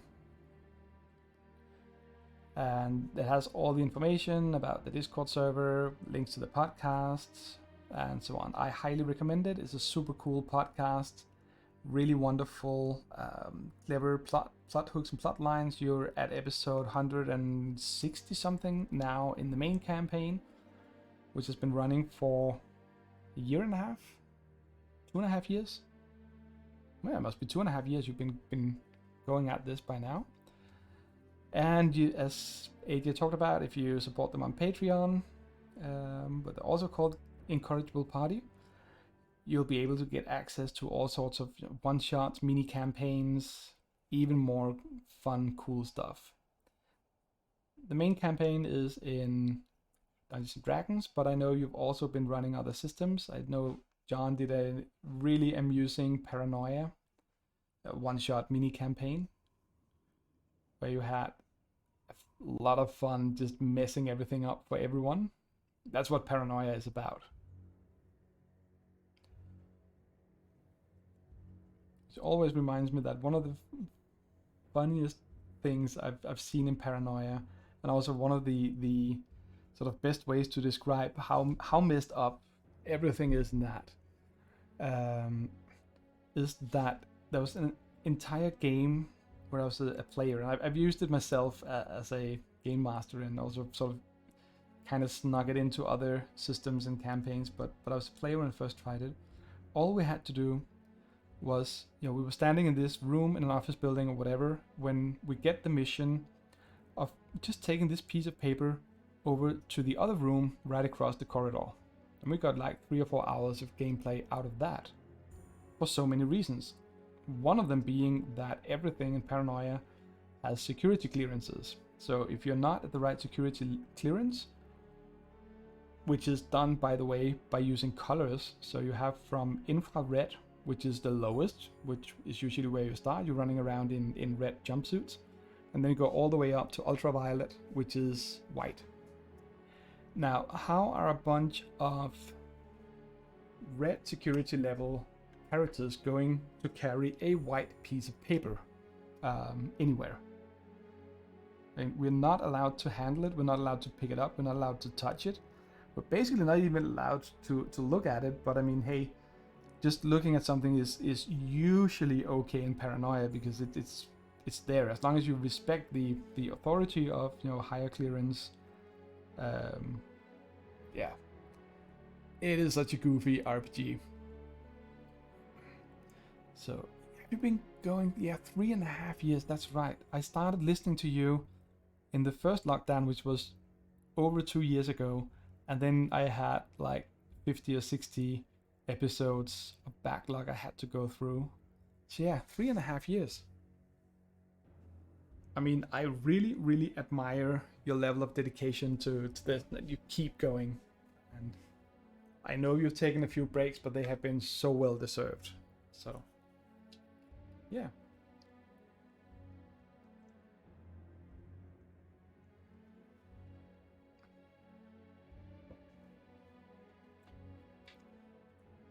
Well, that's interesting. AJ, I kind of actually thought that Leland was an experienced dungeon master. He should know by now that campaigns are never actually done. They just always keep going. There are always loose ends. Except if you know, maybe blow up the entire universe. But hey, I kind of don't see Leland. And for those who don't know, Leland is an absolutely wonderful DM. He's so many great ideas and cool stuff, and just teasing him.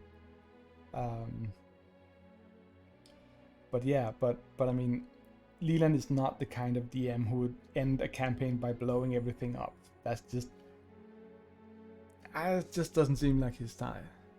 Well, I mean, no, but I mean, if he blew everything up, there would be a purpose to it, and it would continue. Something would continue afterwards.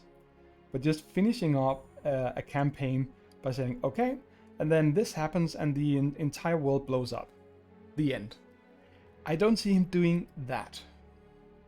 I could perfectly well see him saying, okay, so you didn't stop this in time. This means that yes, everything blows up, except you. You are now in whatever comes next. And then you'd have to deal with that. So I mean, that's the kind of thing he would do, and he would do it well. But yeah.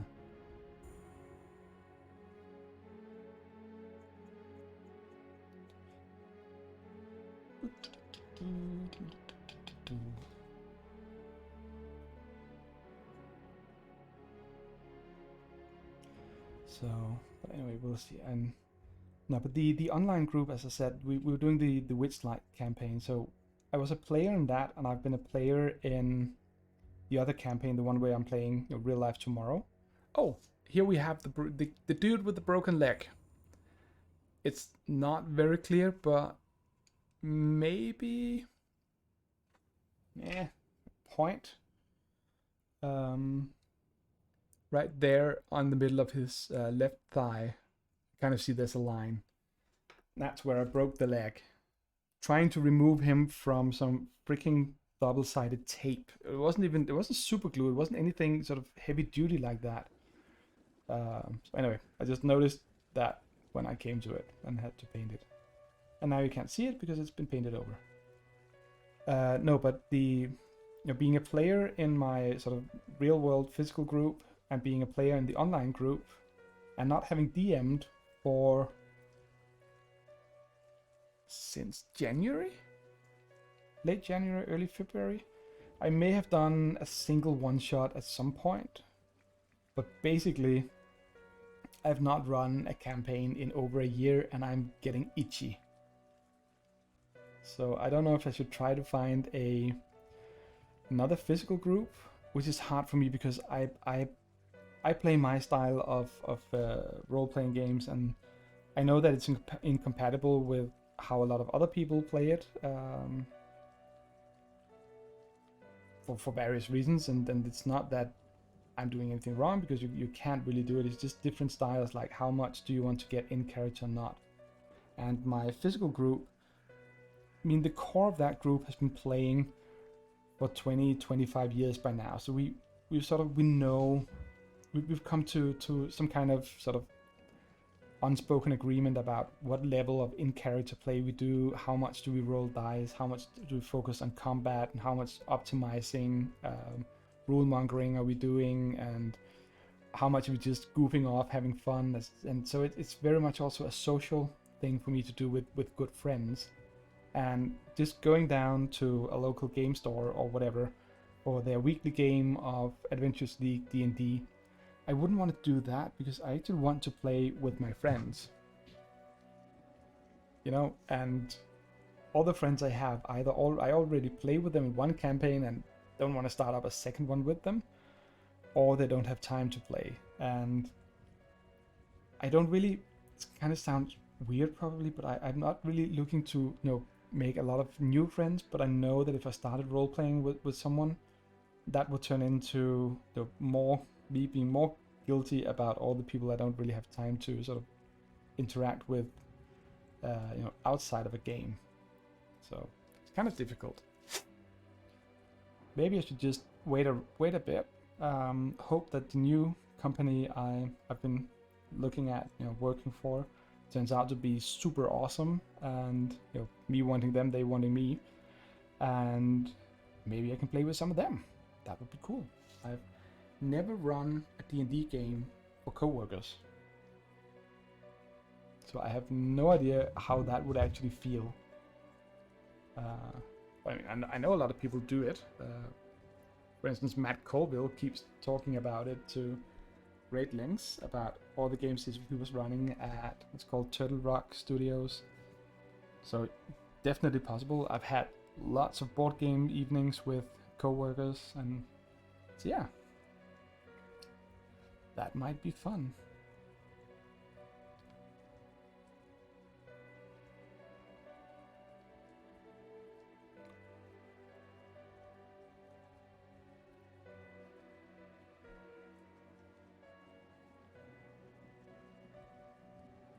Also, I am down to the 3 last minis now that need dry brushing. So in the end, I just went for all the boring stuff, getting that out of the way. So I've finally started this project and done the tedious bits, and then I can add color and make them become more vibrant and come to life. So this is actually going according to plan. I didn't know if I would be able to finish all of this in a 2-hour window while streaming. But we have like about 15 minutes or so to the 2-hour mark. And I fumbled around a bit with the robot swarm and did the colors, no, the eyes, I did them wrong. So, but hey, I don't care. I'm getting minis painted and chatting with you guys, and that is basically the goal of this stream. I'm also losing whatever they call the small hairs on this brush coming off left and right. It's probably close to the time where I really need to clean the brush anyway, clean it, getting all the metallic paint out of it and rinsing it down. But the problem with dry brushing and rinsing your brushes is that they get wet when you rinse them and they take forever to dry out. So that's usually when I, after cleaning my brushes, that means no more dry brushing with them.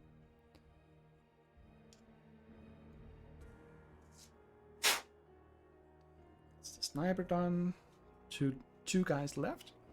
Now these ones have different weapons, and I cannot remember what they're called. As I said, I've not been deep into the one-page rule lore, to the point where I haven't even looked enough at the army lists and the sort of the STL files to recognize which one of these are the flamer, which one is plasma cannons, what's an autocannon, what's a blah blah blah, all of those different things. In the sniper I can recognize because it's different sculpts, but the normal warriors, there's like 5 different versions of the sort of normal rifle they have, and then one each of the special weapons.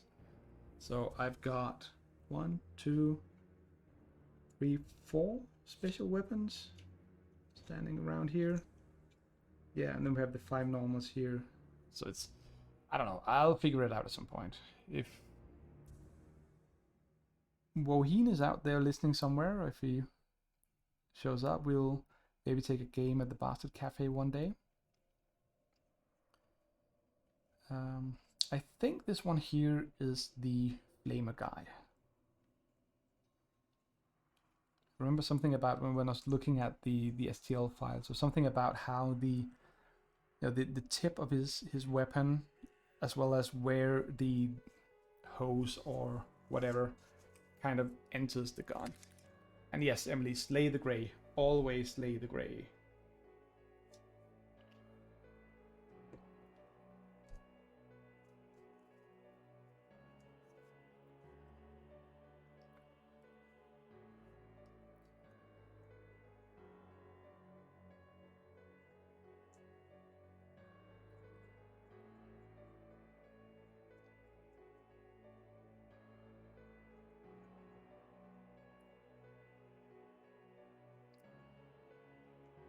Oh, what else? What else? I think I'm running out of... Well, I'm not running out of topics to talk about. I never do that. I can chat for days.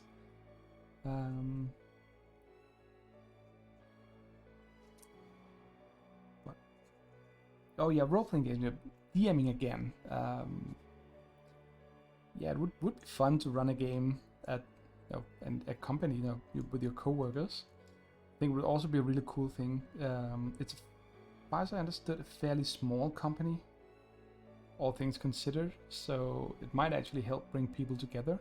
Might also mean that some people who are not, maybe not familiar with role-playing games, might actually give it a go, just to have, social evenings, and who knows, maybe that will get someone interested in role-playing games.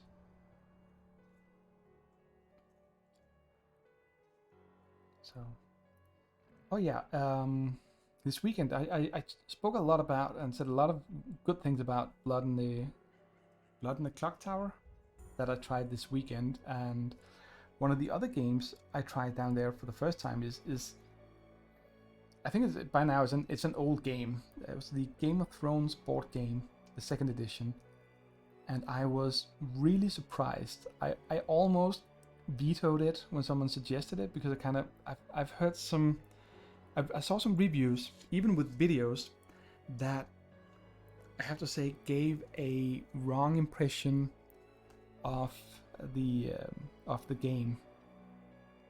And it's not that the reviewers didn't talk about the game or didn't say the right things, but just something about how they explained it that was very different from what I experienced. So that was another really good experience this weekend, trying that out. And then yesterday morning, well, 11 o'clock ish, morning ish, we played Unfathomable, which is a sort of streamlined reskin of the old Battlestar Galactica semi-co-op, probably hidden traders kind of game. Well, there are hidden traders, they will show up at some point, but in the beginning, what's interesting and a really good mechanic about the Battlestar Galactica Unfathomable game is that the first half of the game, that's the wrong way of saying it, when you start the game you get your role card to say if you're a human or a trader. In Battlestar Galactica that's the Cylons. In Unfathomable then you're a hybrid, because we're in the Cthulhu Mythos thing, so we're talking Cthulhu and stuff. So if you're a hybrid, you're a trader. But the way it's done is that you take a card each, but you still have the other half of the sort of roll deck in play. So the first half of the game, there's actually a very real chance that you don't have any traders. They don't know they're traders. And then halfway through the game, you get your second card. And then you can actually switch from being a human who want everything to succeed to being a trader, which I think is a really interesting mechanic. It's a little bit like in Betrayal at House on the Hill, where when you get to the last omen and everything is revealed, then someone who didn't know they were going to be the bad guy becomes the bad guy. And that means that someone who's actually been playing towards helping everyone and saving the world, blah blah blah kind of thing, they're now all of a sudden bad guys and have to play a very different game. But since it's still a hidden traitor, then no one knows it. They just know that when you're in the second half of the game, there will be a certain number of traitors. And I think we played it with 5 people, and we had 2 traitor cards in total. And what also happens is that if you're, I can't remember the details, but if you were a traitor in the first half and then draw another traitor card, then I think you're automatically revealed, and then you pass on one of those cards to another one. Or maybe you don't do it until you reveal. So you're sitting with 2 cards, and then when you reveal, you give the other card to someone else. And then the big question for everyone is, the second card you had, was that the traitor card or was that a human card? And you give it to someone, and that always casts some suspicion on who they really are. So yeah. And Emily is writing. Never played either game, but I'd like to try Unfathomable. I've heard BSG can go a long time and get easily messed up. Yeah, the one time I played BSG, it lasted for 6 or 7 hours. I mean, we were chatting and having fun while we were playing, but it was at least 6 hours of play. The other one was including rules, rule descriptions to the people who were new to the game. That was, I think, 3.5 hours of casual sort of Sunday morning gaming. So yeah. And you've played Betrayal. Yeah, Betrayal. I mean, Betrayal has some quirky mechanics. Oh, I forgot. I have more minis. More minis to paint. So here you go. There's an ogre you can look at. But yeah, the Betrayal, it has clunky mechanics for fighting, but that being said, it's still an enjoyable game because you have the kind of role-playing game aspect to it, where there's not role-playing, probably not the right word, but a lot of story in it. So it's very sort of story-driven, and it tells a story. And I think I've played it about 10 times or so, and they have 50 different betrayals that can happen. So basically 50 different stories that are being told when the traitor is revealed. And again, remember, the traitor doesn't know that the traitor when you begin the game. It's so much. I mean, if you like the old, what's called Vincent Price movies, I think where the whole, the classic one is when a rich guy invites everyone over for a party or whatever, and then weird things begin to happen, and then suddenly someone is revealed as the traitor that was really doing blah blah blah, whatever. That kind of story, that is what Betrayal at House on the Hill tells. There's also a D&D themed, Forgotten Realm themed version of it called Betrayal at Baldur's Gate, I believe it is. Do you know, Emily, if it's... Yeah, it's gotta be Baldur's Gate.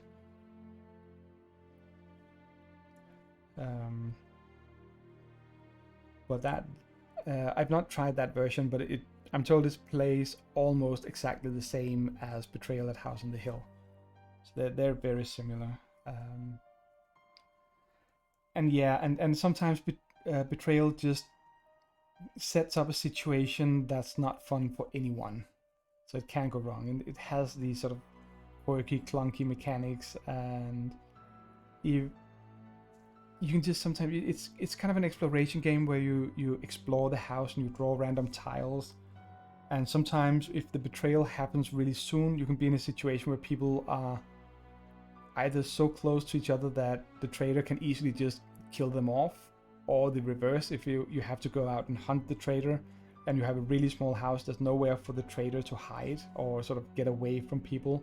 So you can just gang up on him immediately. People can get stuck in the basement with no chance of ever making it back out. And so it's one of those games where you kind of go, it's a really good game, or at least has the potential to be it, but there's just that last extra bit missing for it to be super great. But I've still had a lot of fun playing it. So yeah. So as you say, it can be good, or it can go wrong. And it's also, if you're playing Betrayal with people who are either playing it for the first time, or people who are just generally not used to playing board games, I would suggest, if they become the traitor, have someone else take over that character. Because what happens when you become a traitor, for those who don't know it or don't remember, is that you get a separate book where you need to write the new rules for your character or faction or whatever, and then you have to figure out what the game is about for you after the betrayal, but you can't discuss it with the others, because then they would know what your agenda is and what your options are. That's part of the mechanic, is that you have to be able to interpret the rules in this betrayer's manual. I can't remember what it's called. So you get a new set of rules, and if you're not used to reading rules, not used to catching mechanics for board games, it's gonna be so hard. And I've heard people having terrible experiences the first time they played.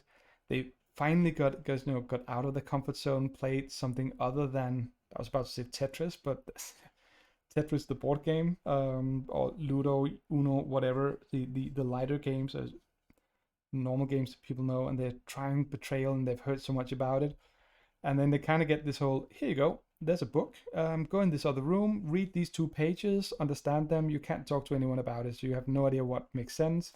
If you have any questions, we can't answer them, because then we'll know what you're up to. So that's not a good experience for people. So yeah. And this is the big, mean, scary, evil claw guy. I think it's called a flesh eater, this miniature. And it also actually marks the 2 hours. So hey, let's bring up all the minions we got painted. Let's give them a white piece of paper.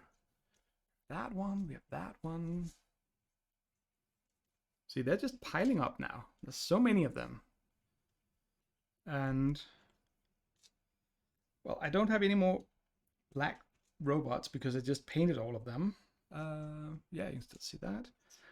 Oh, look, another dude. And more dudes. And the Tri-Scorpion. So that's what? 1, 2, 3, 4, 5, 6, 7, 8, 9, 10, 11, 12, 13, 14, 15 robots dry brushed in 2 hours at a steady, slow pace. And to give a little bit of comparison, it's not a robot. It's just a normal, one of the Hero Forge characters are made for, role-playing game. Probably not be playing him anyway, but I mean, if you just look at the dry brushed metallic robots compared to a black primed mini here, maybe getting a little bit of extra light in so we can actually see them.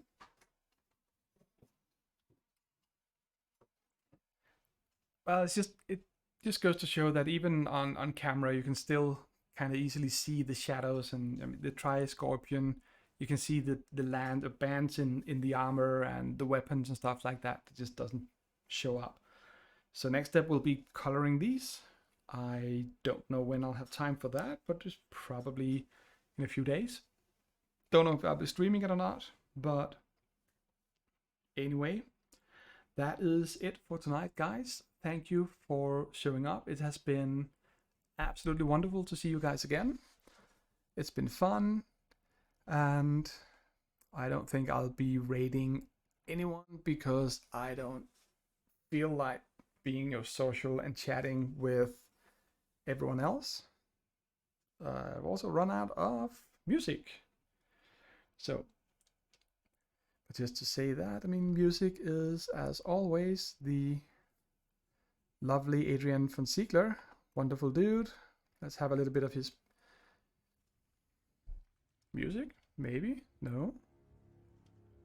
Yeah, there we go. So, yeah, it was great streaming again. I've actually missed streaming and chatting, getting some miniatures painted, even if it's just dry brushing. I mean, this gets the job done, and I will pick it up again more as we go into autumn and winter. And I hope to see every one of you again. It's been a blast. Take care and stay safe.